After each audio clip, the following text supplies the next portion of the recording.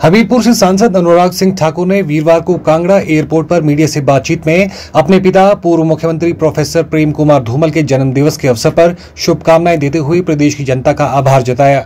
उन्होंने कहा कि मेरे पिता ने अपना संपूर्ण जीवन प्रदेश की सेवा में समर्पित किया है और जनता से मिला उन्हें प्यार, अपार स्नेह व आशीर्वाद इसी का प्रमाण है। वहीं अहमदाबाद में हो रहे कांग्रेस अधिवेशन पर कटाक्ष करते हुए अनुराग ठाकुर ने कहा कि कांग्रेस 3 बार चारों खाने चित हो चुकी है। आज वो न केंद्र में है न राज्यों में अपनी साख बचा पा रही है। वहीं प्रधानमंत्री नरेंद्र मोदी के नेतृत्व में देश ने विकास के नए कीर्तिमान स्थापित किए हैं। नक्सलवाद और आतंकवाद पर प्रभावी नियंत्रण हुआ है। उन्होंने कहा कि मोदी सरकार ने कश्मीर से अनुच्छेद 370 हटाकर इतिहास रच दिया, जो कांग्रेस की सरकार के बस की बात नहीं थी।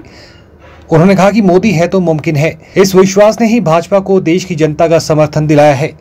वहीं प्रदेश की वित्तीय स्थिति पर चिंता जाहिर करते हुए अनुराग ठाकुर ने कहा कि राज्य की ट्रेजरी खाली है और सारा दोष केंद्र सरकार पर मढ़ा जा रहा है, जबकि सच्चाई ये है कि आज राज्य सरकार केंद्र की मदद से ही चल रही है। उन्होंने कहा कि केंद्र अगर सहायता बंद कर दे तो प्रदेश सरकार एक दिन भी नहीं टिक पाएगी। मैं धन्यवाद करता हूं आपका और प्रदेश की जनता का, जिन्होंने धूमल जी को अपनी दुआएं भी दी हैं, शुभकामनाएं भी दी हैं और इतना लंबा समय तक राजनीति में आशीर्वाद भी दिया और उनको काम करने का अवसर मिला हिमाचल के सभी क्षेत्रों में विकास करने के लिए।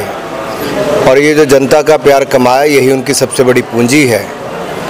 और आशा करता हूँ आज के दिन भी लाखों लोगों की दुआएं मिलेंगी और उनको स्वस्थ जीवन, लंबी आयु और प्रदेश की सेवा ऐसे करने का अवसर मिलता रहे। 3 बार चारों खाने चित होने वाली कांग्रेस पार्टी, जो 3 चुनाव केंद्र के हुए या अन्य राज्यों के चुनाव हुए, वहाँ कहीं नज़र नहीं आई, क्योंकि कांग्रेस की बात पर लोग विश्वास नहीं करते। कांग्रेस के समय अर्थव्यवस्था का बेड़ा गर्क हो गया था, देश की गति थम गई थी, देश में आतंकवादी हमले होते थे। लेकिन 2014 के बाद जहां एक और जम्मू कश्मीर से धारा 370-35 से मुक्ति मिली, देश में आतंकवाद, नक्सलवाद को जड़ से ख़त्म करने का प्रयास मोदी सरकार ने किया। वहीं जो कांग्रेस के समय देश में हमला करते थे विदेशों से आकर भी, कांग्रेस तो रोक नहीं पाई। मोदी सरकार ने संभव करके दिखाया कि उनका विदेशों से वापस लाकर अब सज़ा हिंदुस्तान के कानून के अनुसार दी जाएगी। तब्बुर राणा को कांग्रेस होती तो कभी संभव ना होता, लेकिन मोदी है तो मुमकिन है। इसीलिए लोगों का विश्वास एक बार नहीं, बार बार नरेंद्र मोदी जी पर और भारतीय जनता पार्टी पर है। जहाँ तक दूसरी ओर है, कांग्रेस के नेताओं के समय देश में कम, विदेश में ज़्यादा बीतता है। वो मेहनत कम, आराम ज़्यादा करते हैं। दूसरी ओर नरेंद्र मोदी हैं, जिन्होंने 2001 से लेकर 2025 तक एक दिन का भी अवकाश अपने लिए नहीं लिया, बल्कि अपना पूरा समय देश की उन्नति, देश के विकास और देश की भलाई और गरीब की भलाई के लिए समर्पित किया है। कुछ लोग ऐसे हैं जो अपने दादा की कब्र पर तो जाते नहीं, लेकिन कब्र पर बड़े बड़े मॉल बनाने की परमिशन उनकी सरकारों में दी गई। वक्फ बोर्ड पर कुछ मिर्ची कांग्रेस के नेताओं को लगी। हिमाचल में भी मैंने सुना कुछ दिन पहले कांग्रेस के कुछ नेता, जो काम तो आजकल है नहीं, करना भी नहीं है, लेकिन प्रदर्शन करने उतरे। मैं उनको याद कराना चाहता हूं, 24 सितंबर 2020 कर्नाटक में टाइम्स ऑफ इंडिया की एक बड़ी खबर छपी और उसी महीने क्या विधानसभा में वक्फ बोर्ड की एक ऐसी रिपोर्ट दी गई जहां पर कांग्रेस के बड़े बड़े नेताओं के नाम जमीन पर कब्जा करने के आए। क्या उन्होंने वक्फ बोर्ड की संपत्तियों पर कब्जे किए थे? जवाब तो उनको देना है। और ये वो लोग हैं जिन लोगों ने एक नहीं अनेकों संपत्तियों पर कब्जे किए हैं। वक्फ की जमीन का काम क्या किसी स्कूल बनाने के लिए किया गया? क्या अस्पताल बनाने के लिए किया गया? क्या बाकी जन सुविधाओं के लिए किया गया? नहीं।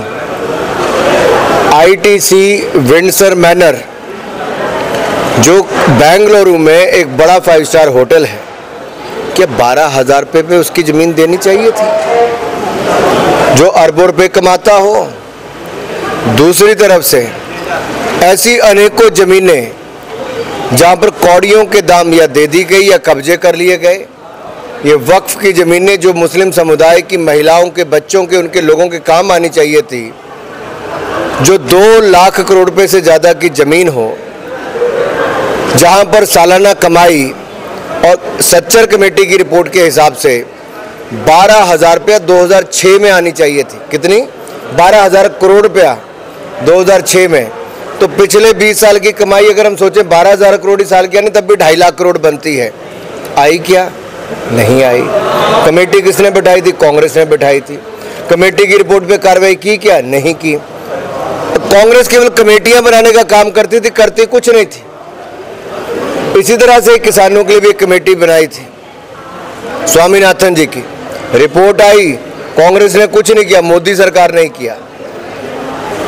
तो केवल धरने प्रदर्शन बंद करें, कांग्रेस के लोग पढ़ाई लिखाई में थोड़ा ध्यान दें और अपने नेताओं से सवाल जवाब करना सीखें जिन्होंने कब्जे कर रखे। प्रदेश की हालत ये है कि ट्रेजरी बंद कर दी जाती है, डीए की किस्त 1 नहीं, 2 नहीं, 3 कितनी बार आगे बढ़ाओगे भाई? दे तो पाते नहीं आप। और जब आपसे कुछ और नहीं होता तो केंद्र सरकार पर ठीकरा फोड़ते हो। फिर इनको थोड़े दिनों के बाद एहसास होता है कि केंद्र की मदद से ही तो प्रदेश का विकास चल रहा है, अगर केंद्र थोड़ी रोक लगा दे तो होगा क्या।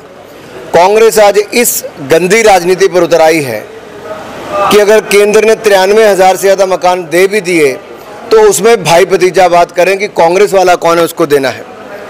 अगर आपदा के समय केंद्र सरकार ने मदद की तो कांग्रेस ने क्या किया? अपने अपने जो वर्कर्स हैं उनको पैसे दिए।